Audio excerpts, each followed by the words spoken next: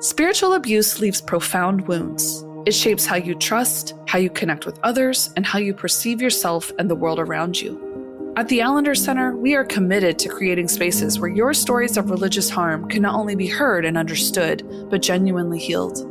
Hi, I'm Rachel Clinton Chen, and I wanted to personally extend an invitation for you to join me for the new story workshop for spiritual abuse and healing happening this March 15th through 17th. This is the first story workshop of its kind, and we designed it in response to the countless emails and DMs we've received expressing a need for more resources to navigate past spiritual abuse. Whether the spiritual abuse is rooted in your family of origin, a church setting, or a youth or campus ministry, this story workshop is designed to guide you through your stories of harm. Our hope is that over this transformative 3-day experience, you'll not only find strength in a supportive community that truly understands, but also learn to reconnect with yourself and rediscover the goodness of God. If you're ready to take this step toward healing, I invite you to join me for the story workshop for spiritual abuse and healing from March 15th through 17th, 2024. Registration is now open at theallendercenter.org/workshops.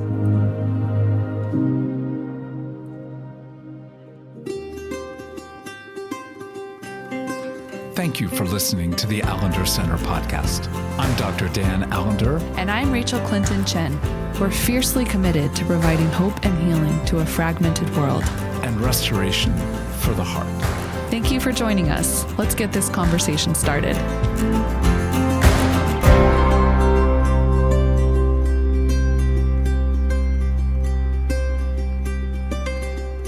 Well, we know it's inevitable that we are going to know some degree of harm in the systems that we're part of, and in that, I don't want to make it so common, like, well, you're going to get hurt.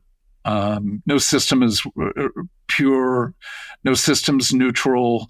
Every system at some level, to some degree, is working to its own advantage or to the advantage of certain ones within it, et cetera, et cetera.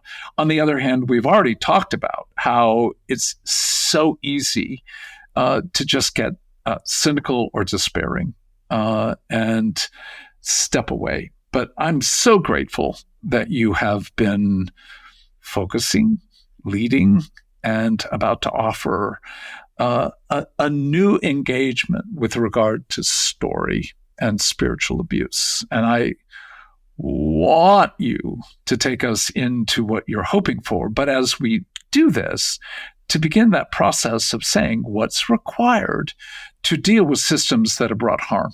And oftentimes that's in the context of a church or a parachurch, but can just be explicitly a person who has spiritually abused you. So we're talking systems, but we're also talking persons where there has been significant spiritual harm. So what are you planning, dear friend? Yeah. Well, you may have seen, we are hosting our first ever story workshop for spiritual abuse and healing the weekend of March 15th through 17th virtually. And again, it's a story workshop, and we have a story workshop we host every year that's more broadly open to just any stories of harm. We have a racial trauma and healing story workshop that happens annually. I think this will be the 4th year that that's been able to happen for people wanting to engage stories of racial trauma.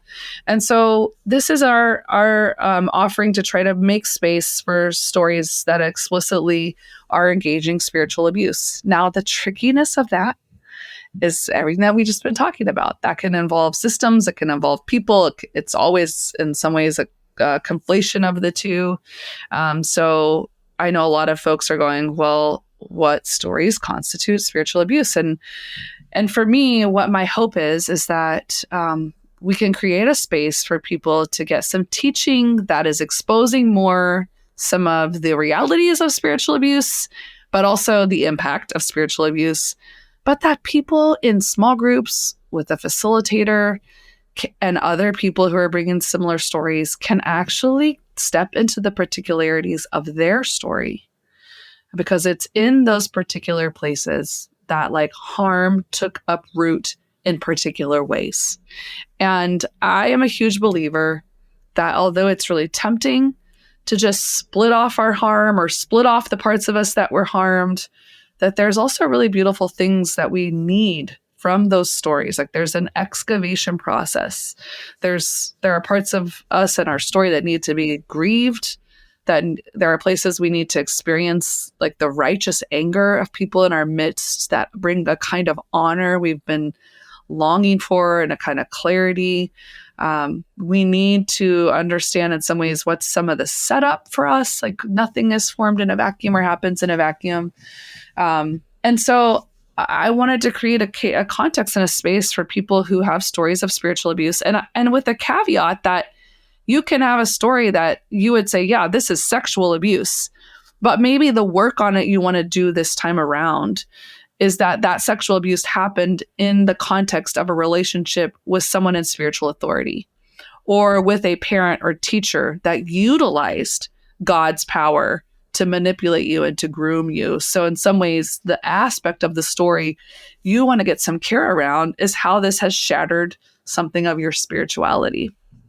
And so that's the basics. Well, it's not the only way to put it, but you're offering a kind of in-storied spiritual direction that exposes spiritual misdirection that has oftentimes been subtle, or at least we at some level would argue that it was. I had a conversation last year, but not that long ago, where a friend said to me as we were talking about this particular workshop that was being offered, and said, do you have specific moments where you would say that you knew spiritual abuse? And I responded by saying, no, not really. And this person said, well, that's odd because you write about it in a book called Leading with a Limp. Huh. And I went, what? And I'm not much of a reader of my own work, so I totally forgot. In the book, I spoke about a situation as a young man in a church where I was working as an assistant pastor, and the pastor who I viewed as, in some ways, a real parental surrogate. We played tennis and finished, and he said, I'll see you at the elders meeting 30 minutes from now. Literally enough time to go home, shower, grab something, and get to the church. And 35 minutes after that moment, he announces to the elders that I need to be fired. And I wrote about that. And my friend says, did you forget about it? And I'm like, yeah, I guess I did. I mean, I wrote about it. I remembered it. But it's been many years since I read that. And he's like, how is it possible? When I ask you the question, if I asked you the question, have you a history of past sexual abuse? You'd be able to answer pretty quickly, wouldn't you? And I'm like, yeah. Well, how come what you wrote about you don't remember? I just think this is such a tender, and again, spiritually powerful issue that intersects so much of the other forms of abuse, that in some ways it's the culmination of some of the deepest harm we have known. So you are tackling a desperately deep, significantly crucial area. Do you not feel the weight of that? Well, yeah, the amount of times I've said, let this cup pass from me, Jesus, like pick someone else to talk about this or care about this. And there are many, and I'm grateful that there's a chorus of people beginning to do research on the impacts of this and offering places to pursue healing. I think have to be faithful to steward the gifts I've been given, in the sense of so much of my training is pastoral training. And I just have deep convictions that evil does not get to rob us of our intimacy and relationship with the Spirit. I mean, we just got done talking a few episodes ago about the need for containment. And if there is a time in which we need to know the presence of God is with us and for us and working on our behalf, like, oh my gosh, we're desperate for that. And so I just feel like if I can, with other people, set a table that says you get to take these stories seriously and you get to have a place to, pursue. And again, not an only place, because there's, this is just an opportunity to come do some deeper healing work that doesn't have an agenda to, replace one fundamental system with another one, but to bring honor to places where you've been harmed, where something of your own capacity to trust you and your personhood and your perception, and your own, in some ways, intuition and inner compass, where God speaks to us. If there's any possibility that there could be reclamation or restoration there, then I don't have any choice but to say yes, because I've known such deep healing in places where I just did not have imagination that restoration could come. And I feel very fierce about this, because I think like the spirit of religion and just religiosity in general is so wicked, and so intricately tied up in our systems, in our world. And so it's so much a part of the water we've been swimming in our culture. So yes, I feel the weight of it. And I also feel like I also have a lot of humility around like, what's my role and my place in this, is just to say yes, and to come together with people and see what's possible. I just think a lot more people are coming. I mean, there's just been a lot more exposure to not just people who are spiritually abusive, but then also the systems they've helped create that are spiritually abusive. So I think about like the documentary Shiny Happy People. Like, I didn't grow up in that particular movement, but I know so much of the culture, Southern Baptist culture I was raised in, was certainly being impacted by Bill Gothard. And I know Bill Gothard was being impacted by all the waters of white supremacy and patriarchy and Christian nationalism and the way that was all coming together. So like, it triggered something in me around my experiences, even though I don't necessarily share the particularities of that experience. So I think people are also waking up to realities of harm that they've felt, but maybe didn't feel permission to name as true. So indeed, there's great need. Well, we've known from doing story workshops for what feel like several hundred years that we need a witness, because there's something in our own suffering that we have tried to control without true containment. We've not entered the depths of the lament that's there. And it isn't that one does and then one's done. Nonetheless, having other people enter their story oftentimes opens the door to seeing more of the impact of the reality that we have not honored in our own lives. But then being able to care and hold the stories of others. We know that healing in all forms involves some degree of mutuality, that there is something healing in joining the healing of another. Yes. If you won't look at oneself, but only the other, no, that's not what I'm talking about, because then it's not mutual.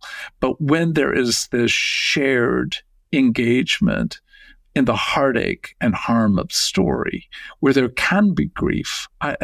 One of the strangest things that people find when they come through a recovery week for sexual abuse or a story workshop is a lot of times there is just as much laughter as there are tears, not as an escape, but as an entry into something of the wonder of what and who we have become even in the midst of this harm. So being able to hold one another's stories, I'm beyond excited for what you will lead and what our facilitators will invite people to. But if we make a little shift, but again, not a shift like here's the answer, but when you think about some of what we've already put words to, that the reality of pressure and threats and the enticement of privileges often lead to both systemically, explicitly, or implicitly some of the harm that people have suffered.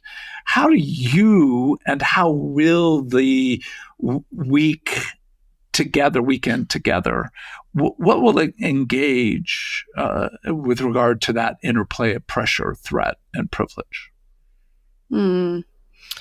Well, it's that conundrum that when I am on the other side of eternity, it will be one of my first questions to God.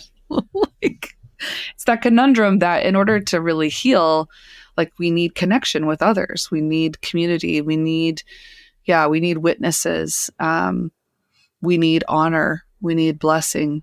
We need recovery. And yet the impact of spiritual abuse is such that we don't trust other people. We don't trust ourselves. We certainly don't trust God. We're not fond of the parts of us that long for connection. So there's an inherent bind to the healing process. And so in many ways, I think some of that just has to start being named. What are some of the particularities of the way in which spiritual abuse brings fragmentation? What does it, in some ways, what's some of the impact of the shattering? And therefore, how do we begin to have an imagination? What's disordered in our imagination and what's possible? What is it that we're wired for and we're meant for? And how can we honor that while also growing in discernment and wisdom of when something is parading as good, but actually intends to harm? Having a place to take stock of what are maybe the stories underneath the story that would have made us drawn or vulnerable to a certain kind of community or drawn to a certain kind of rigidity, or our parents, right? Because oftentimes our introductions into religious systems, we might actually have to deal with our family of origin. So kind of what you said, wanting people to have more understanding and clarity of what has the fuller impact been, how has it shaped you, and also what are some of the other stories then that you might be invited to continue working on that are just as important and just as connected.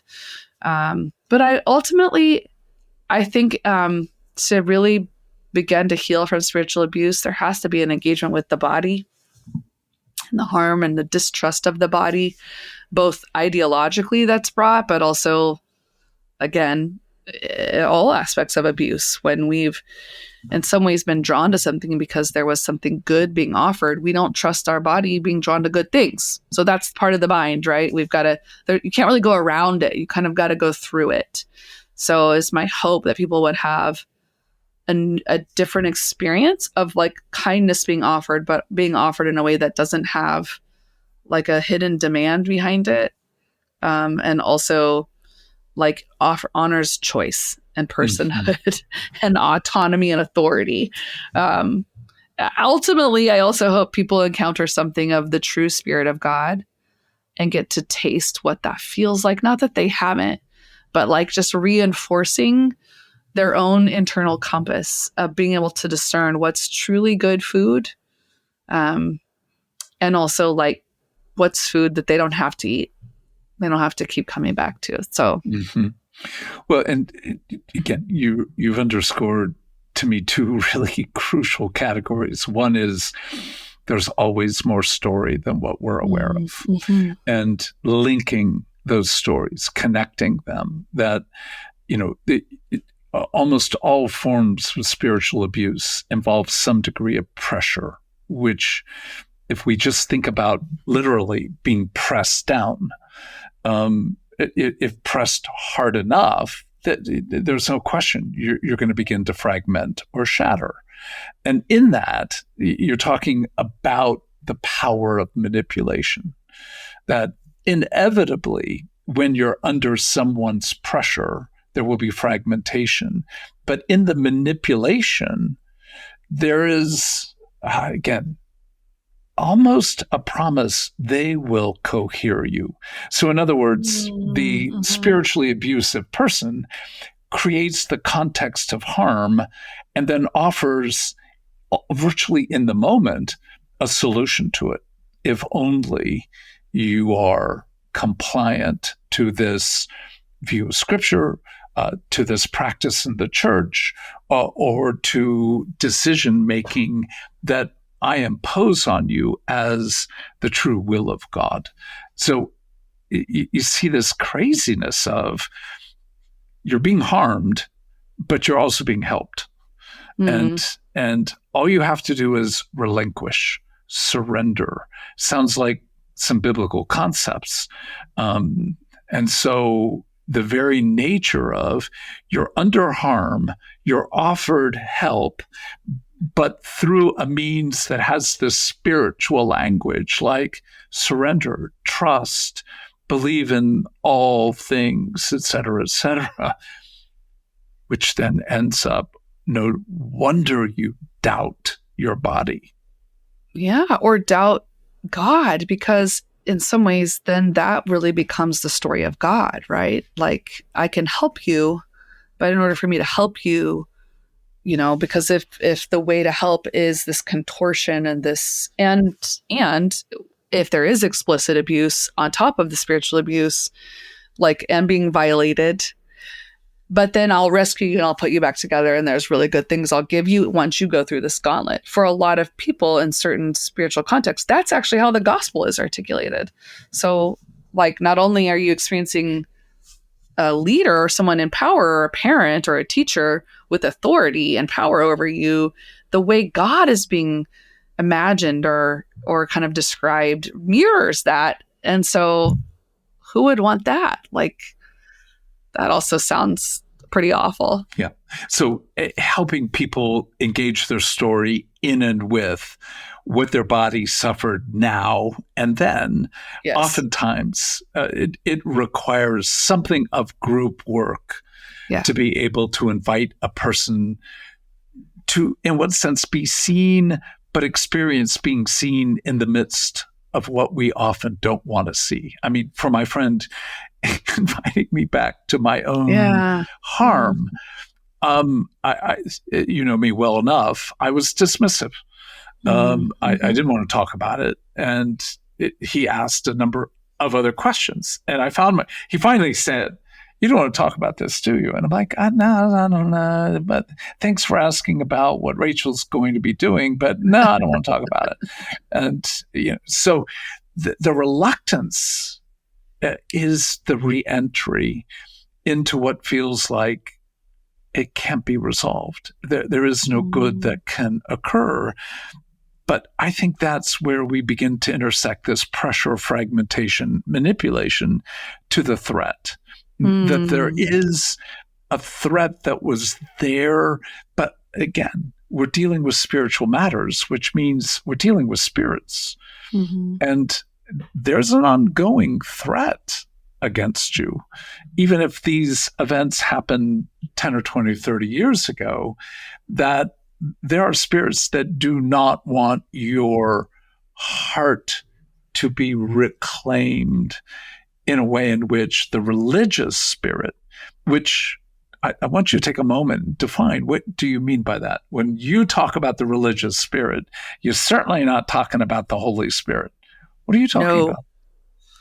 I am talking about, I'm really probably talking about the evil one, because I think, do we have this language of like parading as an angel of light? But to me, it's a sense of, a spirit of religion to me is one of the most toxic and deadly and death dealing, because it presents itself as righteous, but every single aspect of what's being invited is death dealing, binding, dehumanizing, and whether it's dehumanizing you or inviting you to dehumanize another. And And so we see this kind of religiosity play out throughout our story in the biblical text.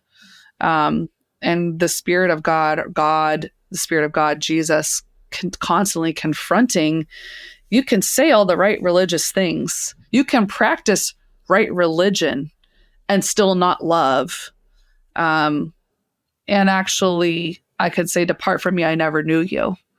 And so, yeah, to me, I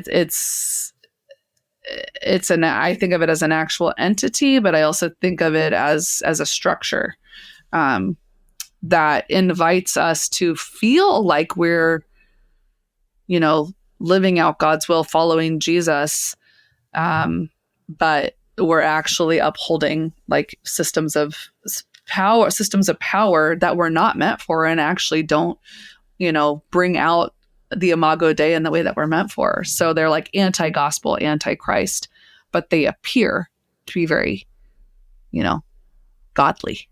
Yes. So we're really saying a lot of compliance to the religious spirit ends up being at best dutiful, but in essence deadly, in that it increases a level of dogmatism, therefore judgment of others. That's right. But also leaves you with a sense of both entitlement, a sense of arrogance. I'm better. I know more. I have the truth. You don't have the truth. That kind of religious spirit, you can say, is kind of one of the cores of denominationalism. So right there, the fragmentation into an almost infinite number of different ways of engaging God, it has at least some effect of the religious spirit, because dogmatism and arrogance and judgment of others is always the fruit of the religious spirit, along with a sense of dutifulness, pressure to perform, which then leaves you either empty and failing or succeeding and more arrogant. And so, and more split, like more cut off from like true parts of yourself, which is when things go real sideways, which is what we're seeing with a lot of these leaders who have lived this shadow life that's horrible and violent and degrading to others, but they have been perceived as the most righteous of righteous, because at some point you had to leave huge parts of yourself at the door. Yeah. And so that splitting always has at least some degree of fear-based engagement. So rather than, in one sense, what the Spirit of God brings is the confirmation that we are adopted, that we are heirs of the promise, versus that we are either entitled or that we've got to labor for the delight of God. So in that sense, you're exposing in this work where manipulation has occurred, where fear has actually been instituted as, in many ways, the primary motive for engaging good things, and yet good things that are actually consuming you rather than enabling you to flourish. But I think the hardest to talk about is where pressure and threat, where you have, quote unquote, succeeded in complying, often gives you access to being in the in-group, access to contact with powerful, life-giving so-called presences. And that's that sense of privilege, which I think is maybe one of the hardest factors in the whole process of dealing with spiritual abuse. Yeah, I mean, I've said this on the podcast before and in other contexts, like if you've been in spiritually abusive contexts, likely you've perpetrated spiritually abusive culture to other people, or, you've maybe been somebody else's spiritual abuser through mentorship, or, through a kind of buying in full sale to, whatever the structure is, or whatever the behavior is, or even the way it feels good when you're chosen, and how we want to be able to justify being chosen and other people not being chosen as like, it must be something of their failure or their, inability to be faithful. So again, those are very broad, sweeping terms, and nothing is that simple. I just think it can be so hard to face, ways we've participated in the culture, the community, that we're coming to own how that harm has shaped us. And then to think about, maybe I've harmed others that way, and, or I complied to this. What's wrong with me? Why did I do that? Like, how could I have been so desperate? How could I have been so foolish? How could I have been so blind? How could I have been so stupid? Like, whatever the accusation is, how we turn against ourselves when we wake up to the reality that, we perceived we had choice. And I think that that's so much of the work, is understanding the power of the system and the power of grooming. It works to undermine your sense of true choice. And maybe you do still have choice, but what are you up against if you choose differently? And I think so much of the work of story work is putting language to the powerlessness that we actually feel in these moments. But that's hard work, and you do need good care in the midst of that work, because it's terrifying. Yeah. And it's a lot easier to just turn against ourselves, because then at least we maybe don't have to be as powerless. And so, yeah, that work is hard on multiple levels. Oh, yes. I mean, again, the parallel for me is to how a sexual abuser virtually always assures that their victim feels even 1% some degree of arousal, some degree of pleasure, because in that moment, there is the sense of complicity. You are part of. And as you put it well, oftentimes systems require that you perpetrate the same harm you've endured against others. And it obviously is not going to be usually spoken that directly. And yet the reality that I have used the same structure of guilt to motivate others as it was used against me. But further, I think that notion that I want to be part, I want to be honored and seen, and my gifts enjoyed. And oftentimes the abuser is aware that we don't have a long history of honor and delight. And so when the pressure comes, the threats are there, we perform well, we are honored with a certain crown that we have longed to wear. That feels like the shame that the spirit, the religious spirit, is brilliant in bringing and exposing. And so the difference between the religious spirit, which is brilliant at shame, versus the Spirit of God, which has borne shame on our behalf. So systems that inculcate, that utilize some degree of making you feel small and stupid and inadequate are systems really under the influence of the religious spirit, not the Spirit of God. So this is the hard work you're inviting people to engage. Mm-hmm.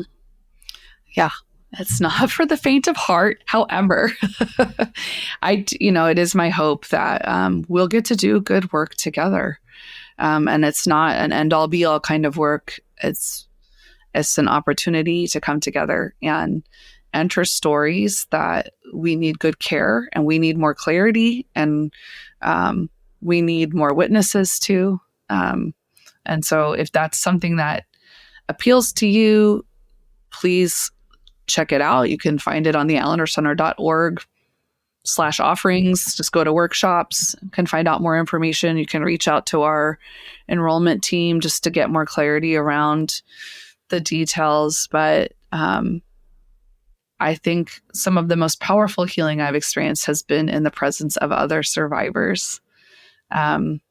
who know something of the nuances and the complexity, even if we have radically different stories. And especially survivors who have said, enough. I don't want to be bound by this anymore. I don't know what healing is possible, but I will say yes to this opportunity. And so I hope you'll think about joining us if this sounds like something that could benefit you and the healing journey that you're on. Well, we know that the goodness of God will shine. And that phrase is so central, at least to my understanding of life. I would have despaired if I did not believe that I would see the goodness of God in the land of the living. And what I know about you and about your work and about the team that you have brought to play, there will be a taste of the goodness of God. And it will not take away the harm, but it will also create a context where your defiance need not be bound to losing the sweetness of what you have known to be the possibility of the presence of God, not the pressure of God.